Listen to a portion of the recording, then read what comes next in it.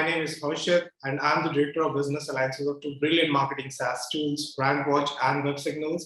Welcome to today's Marketing Legos Thought Leader interview. We have Michael with us. He's the CEO of a leading operations strategy consulting firm, Processology. Michael, welcome aboard and so happy to have you. Yeah, thanks for having me. I'm excited. Perfect, brother. So, Michael, you started at a very young age. When you were just 17, you joined your family business. How's your journey so far, and how you got to where you are today, please? Yeah, so started off, like you said, in the family business around 17 years old, and we actually had a tax practice back then in a few locations, and so I kind of got into that with the family, and then eventually I got to the point of starting my own business. And it was in the tax industry as well. And, what I really started to discover is like over time, I had started multiple businesses within a few years after that in my early 20s. And I started realizing what I love most is solving problems, right? So, and that was the thing that intrigued me about business, is that there was always something to solve, right? And so anyone that's owned a business, they know that, right? They've been through that. And I started having people come to me and asking me like, oh, how are you doing this? Oh, how did you solve that? And I started having more fun and enjoying more of giving that advice than I was actually running my businesses at the time. So I decided, why not really lean forward into that? And what I saw is that a lot of that really led to the process, which is what Processology is all about. A lot of people were starting businesses, including myself in the beginning, just because I had a great idea, but not really any plan on how I was going to do it, right? So yeah, that's really how I got to that point. And it's just kind of taken off from there. So it's been exciting. That's good, man. Michael, please tell us a bit more about Processology and your service offering. It's a very interesting niche altogether. So please tell us a bit more about your service offering and the methods and some of your frameworks.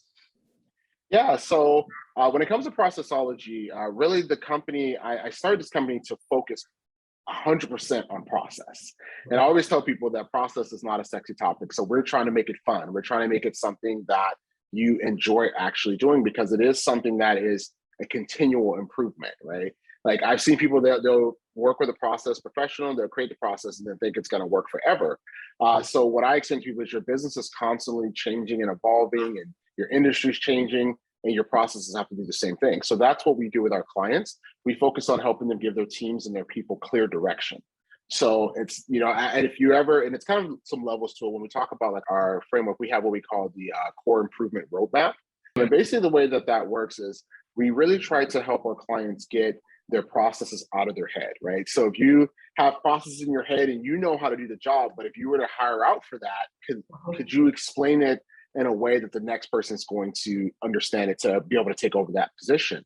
Not only that, if you have team members, people on your team that have processes in their head, if they leave, guess what? Your process leaves with them, right? So if that team member has a process that's bringing in leads for your business and then they leave, and now all of a sudden you don't know how they were collecting leads, that is very harmful. So we try to help our clients protect their processes and the way they operate their business by getting those processes out of their head and document it on paper so that they have something to refer to. That's like stage one. Stage two is looking for that improvement opportunity. Where can we improve? Where can we scale? And part of that is understanding where can we measure this to understand if it's working or not working, right? And then from there, we go into platforms. So this is where we try to help you find a CRM system, an HR system, a fulfillment system. This can be pretty much anything that supports the process. I think a lot of people go the other way, where they go and buy a system and then they try to tweak their business to match the platform. And the way that I look at that logically is that I don't want to limit my business to the capabilities of a platform. I would rather design my process and find a platform that can fit me, that can support me and what I'm trying to do. So we go through that phase and help the client actually develop all that out.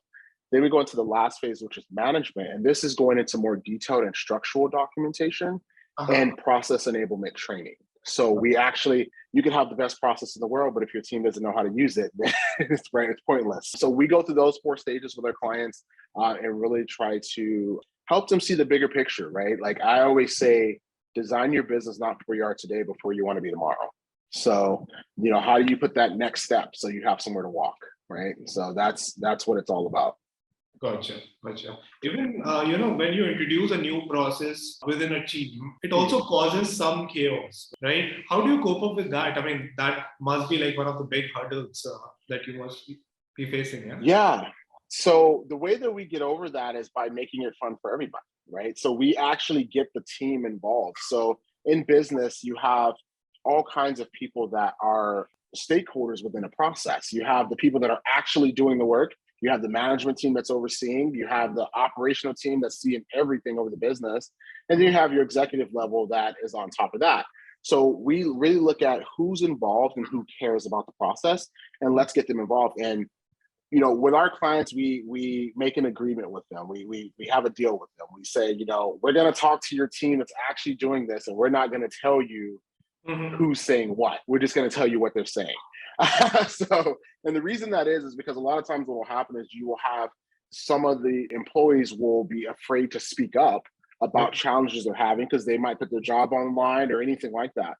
So because we're able to talk to that team and get out the information to really find out what's going wrong, why do they think it's going wrong, we're able to just collect the level of information that companies are not able to collect internally, and Uh-huh. that gives us the full picture to be able to improve a process. And then we are also like, we do process mapping, like we live by process mapping. So if you guys haven't heard of process mapping, go Google it. So, it's definitely worth investing into because it just allows you to see things that you can't see. So when we are able to say something to a team and say, oh, well, we see a gap here, we always get these, I've been trying to explain that for like, 6 months now, and they just don't know how to articulate it. And so we help them figure out what that stuff is. So it really becomes a fun process for everybody. So once the process is done, the team's excited to actually do that because they had an input. They felt that they were listened to. And that's what we get from our clients all the time, whether it's the management team or the employees, is that they felt heard. And Gotcha. or the management team is like, I didn't even know that they felt that way. Uh-huh. Or I didn't know that that was something they were struggling with. And that just makes it to where enabling that process is that much easier. Yep. I'm sure like this is all possible because you guys basically make like a really good connection with the team members as well. Because a lot of members Absolutely. won't open up, about the Yes. challenges and stuff. Yeah. That's again like Yeah, absolutely. You have to build that rapport. You have to show that you understand. And a lot of times that's hard for companies to do because they're trying to maintain some type of hierarchy internally. So, we don't work for the company in that sense. So we don't mind asking the hard questions, whether they're an executive or not, right? We'll ask the questions. So, we go into meetings all the time and we're like, why are we doing this? Why does this process exist in the first place? And we ask those hard questions. And sometimes people are like, oh, well, we needed it, 2 years ago because of this. And I'm like, but is that need still here? yeah. And sometimes like instead of improving a process, we will delete an entire process because it's pointless. It doesn't need to be there. So Yep, yep, yep. yeah. Gotcha. So how's a typical client journey in your agency looks like? For us, it really starts with a discovery call. Once we do that discovery call and really understand the client, and for us, it's really qualifying if it is an actual process problem, right? Is so like I tell people all the time, like, like they see, oh, you guys talk about marketing, you talk about sales, but we don't actually do sales and marketing, right? So we're all about the ops side of it, the softwares you're using, the processes you're following. If you're doing social posts, how are you actually going through that approval process of those social posts? We help with things like that. So it's really qualifying if that is where their problem lies. And then once we have identified that and we get the company on as a client, then we go into a discovery phase. And that's that first part of the roadmap where we go through and we ask clients for like a million questions, but every question is strategically asked for a reason. So we ask all the questions to really get out all the information, and we record those sessions, and our team goes back after, analyzes all those recordings, and then we come to the client in the improvement phase with improvement opportunities for their business and suggestions. And we actually help them categorize those, like what's going to have the biggest effect the soonest, and let's start working in there first. And then from there, we move on into that platform phase where we help them find a platform, or we help them align the current platform with those processes. And then from there, we move into the management stage, which is all about the documentation and training. Michael, one of the biggest challenges, like I mentioned before, how exactly your agency integrates with your clients' processes and their teams. Is there a Yeah. process for that too, or like how exactly you go about it? So most companies don't actually have what we offer internally. They may even have an ops person, but the ops person doesn't do what we do. And the reason why that is because we are very detail oriented. I always tell our clients, it's like, we're basically like, if you ever use like Google Maps or Apple Maps or something like that to get from point A to point B, we design that process. And we do that by reverse engineering the process. Once we help you get really clear on what the goal of the process is, so that we can reverse engineer it and we can account for the roadblocks you're going to hit and things like that ahead of time, right?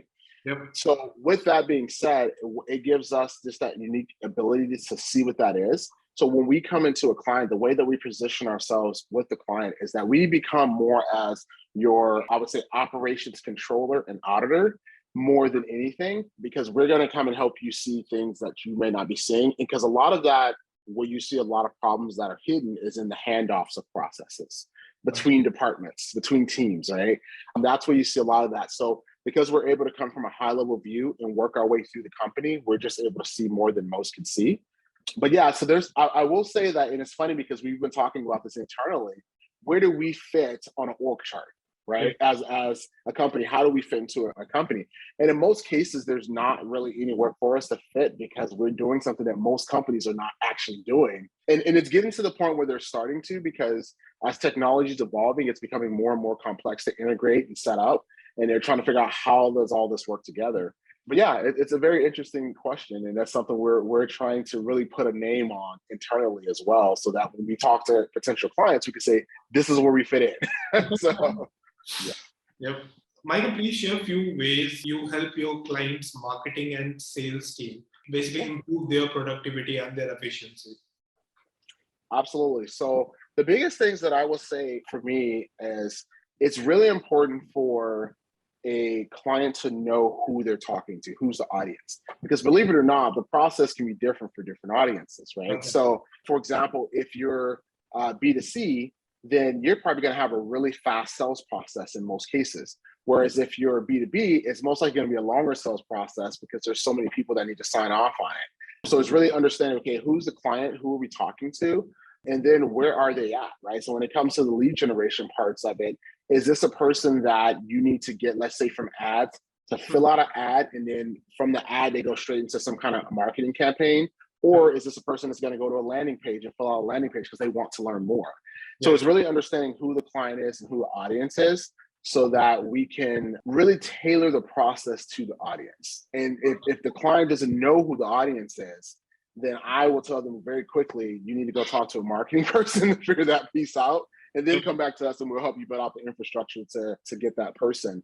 But I would say, so that is really understanding who is the audience you're going after. And then once you understand who the audience is you're going after, what is the path you want to lead them down? Like, what is the end goal for them? That needs to be extremely clear, because like I said before, we reverse engineer. So if we don't know who they are, where they're starting, and where we're trying to take them, there's no way for me to reverse engineer it, right?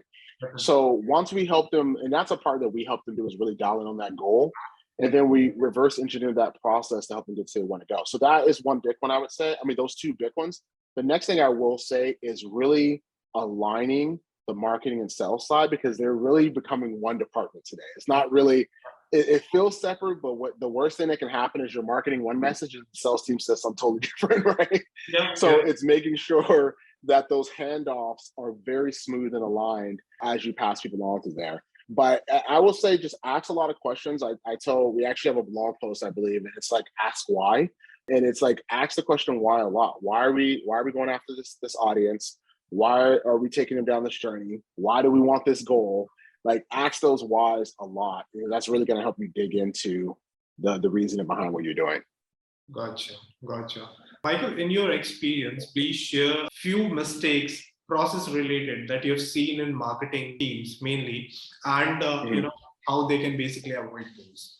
Yeah, so I would say the biggest mistakes that I've seen is no effective way of collecting marketing data. And that's important, because if you can't measure what you're doing, you don't know why it's working, if it's working, if it's not working.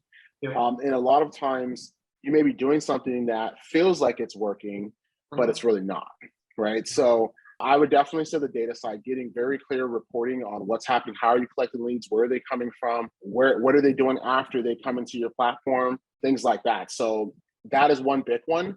The other one I will say is halfway doing processes, and it's they have the idea, they've written it out, but they haven't gone through the full process, right? It's like, and I see people do this a lot where it's like, oh, we're going to try to do this ourselves, but they don't have the experience or the know-how. And so they'll build something, then turn on marketing ads, and then waste a ton of money, right? Or they'll be 2 years later trying to do the exact same thing because they didn't do it correctly from the start. So I'll say really get with someone that knows what they're doing. And I always tell people, you need a marketing person that's great at marketing, and you need a process person that's great at process. So, and that is one thing I will say too. Let me throw this last thing in there, is I do think that people try to, like businesses specifically, put the responsibility of process and operations on the marketing team. When your marketing person may be an expert in content creation, they may be an expert in social, they may be an expert in design, but they're not operation ops, like they're not ops individuals, they're not process developers and engineers. And so when they put them into that role, they can only do it to the best of their ability. And so you can have the best copy, you can have the best designs, and it still doesn't work. Gotcha. Michael, since your agency has been helping tons of companies with the automation tools as well as CRMs, right, to refine them, basically increase the efficiency of their operations altogether.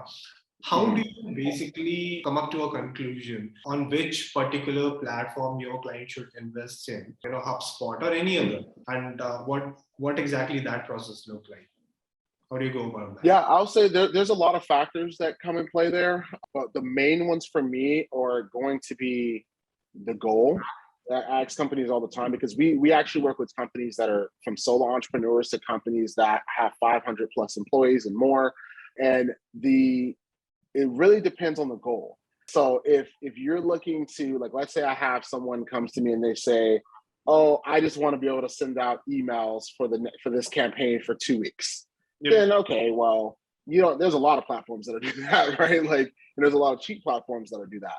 But if a company comes to me and says, we want to build a system to where we can take contacts, let's say, down a journey and then understand what they're doing in that journey, then that's a lot more pieces that need to connect, right? Because I need to be able to know who the person is, what pages they're landing on, what forms they're filling out.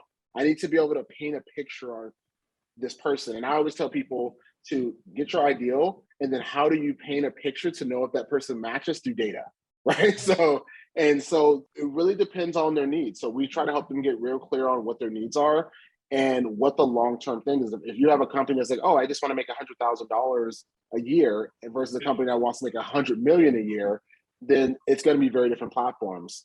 So it depends on the goal, it depends on budget, and then it depends on expertise, like who's on the team. Because you can put in the best system, but if no one's going to use it, then they're just going to be spending money for no reason. So yeah.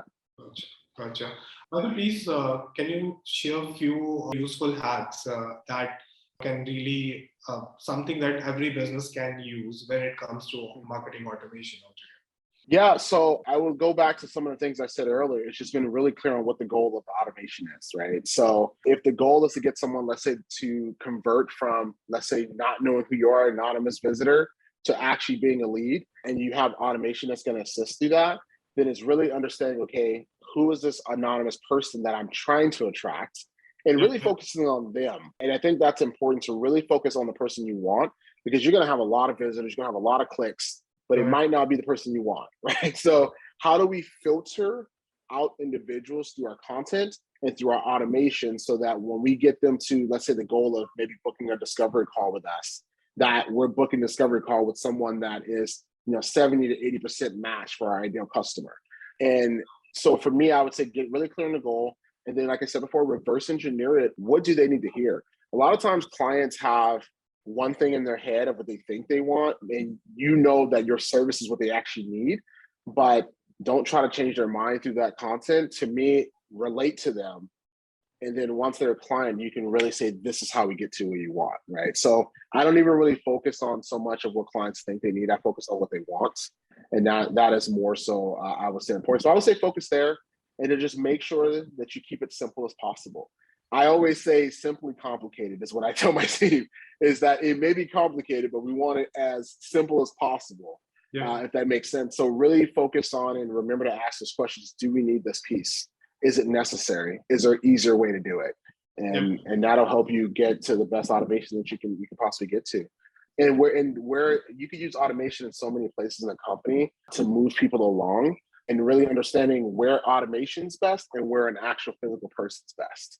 That's important, right? That's extremely important because, if you're in a doctor's office and you have to give, let's say, bad news to a patient, you probably don't want an automated robot saying, delivering that news. You may want somebody that can actually relate and have some personality and sympathy communicating that message. So, Michael, a lot of your clients must be relying on to improving their sales team efficiency as well, right? So, absolutely. So please share a few proven strategies where you have helped that you have actually practiced to basically convert the leads that they're getting, say, on their website to a qualified sale. Yeah. So I would say one of the biggest ones is just really getting the sales team to communicate with the marketing team. That's important to make sure they have the same message so that when they have that handoff from marketing, even if that's from automation, those messages that are happening when they go to sales needs to be like a parrot. They need to be repeating the same stuff, right? Saying the same things, because that's what got the client to become a lead in the first place. And so in order to get them to be a customer, you want to make sure you're keeping the same thing. So that's important. That's one. Two is, I would say, make sure that you have some type of automated sales process so that when your sales team is busy, that those other leads are still being followed up with, right? They're still getting email, they're still getting those things. And what I found with our clients is I really try to get them to use things like tools that allow them to schedule messages or use sequences or something like that, because it's really easy for me today while I'm thinking about it to create a compelling message on what I'm going to follow up with you about if you don't reach back out to me. But if I wait 7 days later, I've talked to 30 other people. It's hard for me to remember. It's very important part, It's extremely important. And then I will say take great notes. The thing about it is that as a sales team, you're going to be talking to a lot of people. And so it is extremely important to make every customer feel like they're the only customer, right? It's extremely important to make them feel like you're 100% committed to what they want and what they need. And that's really hard to do if you're not helping yourself by creating good notes and creating tasks and doing those scheduled emails, because you got to forget. And when the client feels like you're forgetting about them, it doesn't always go well. So. Gotcha. Can you please share one of your most successful consultation case study with us and why you consider it any business where you have done wonders? Any numbers, metrics that you can share with us would be helpful. Yeah, so I will say one of the ones that I'll talk about this one specifically because what we thought we were solving wasn't what we solved. And so we work with the IT department, IT company that was trying to solve a problem in fulfillment. They were having problems onboarding new clients. And basically what was happening is that the clients are falling through the cracks. They would sign a contract, sign a proposal, and they're signing $100,000, $1 million contracts. And then the onboarding team would never onboard them, right? So then here comes the client calling like, hey, we signed this contract, what happened? So after we actually went through a 3-month process of helping them analyze their process and understand why these things are happening and find the gaps. And we really found out what was happening is that the problem wasn't on the fulfillment team, it was on the sales team. And so the sales team they didn't know what to send to fulfillment. They didn't even know they needed to really do that. So they would kind of do this through verbal or a text message. Email or something of that sort. And, we all know how fast an email can drop to the bottom of your inbox, right? So they didn't have really a clear handoff process in place on how to take something from one to the other. Okay. So what we did with them is we met with them, we helped them clean that up, we helped them put a process in place, we helped them align their platforms so that that sales knew exactly what the onboarding team needed in order to do a successful onboarding. We helped them put all that stuff in place.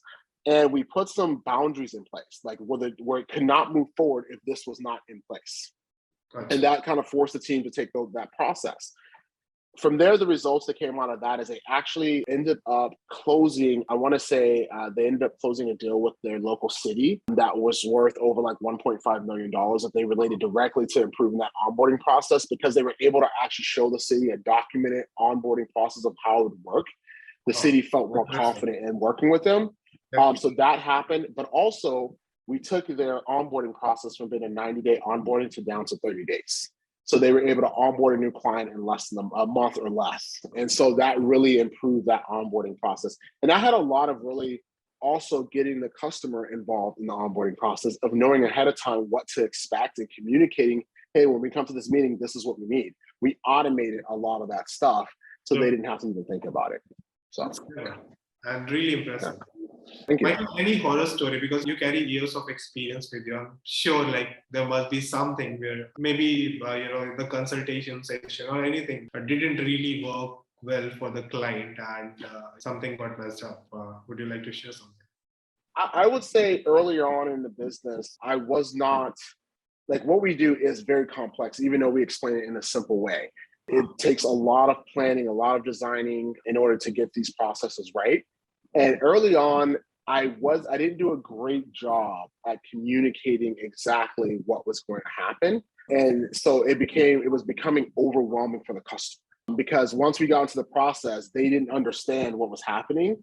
And at the end of that project, they were really excited. They were because they actually got to see it all. But throughout the project, they felt misunderstood, misheard. Even though they were heard and understood, it's not easy to communicate it, if that makes sense.